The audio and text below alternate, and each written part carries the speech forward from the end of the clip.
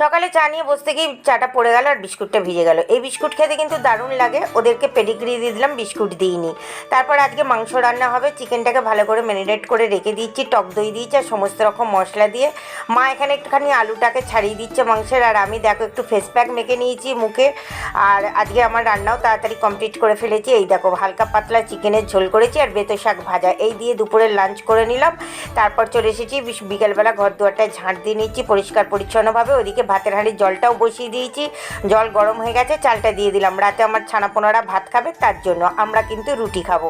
তারপর ভাত খেয়েও জামা কাপড় ছেড়ে ঠাকুরের সন্ধে প্রার্থনা করে নেওয়ার পর গরম গরম দুধ চা করে নিলাম। বেশ ঠান্ডা, তাই একটু দুধ চা খেতে ইচ্ছা করলো। আর রাতে এই যে রুটি তরকার মিষ্টি দিয়ে রাতের খাবারটা খেয়ে নিলাম। বাসি যেটুকু বাসন ছিল সেগুলো মেজে নিয়েছি। আর রানীকে একটা রাত্রে ওষুধ খায় সেলক্যাল, ওকে দিয়ে দিলাম। যদি ভিডিওটা ভালো লেগে থাকে পাশে থেকে টাটা।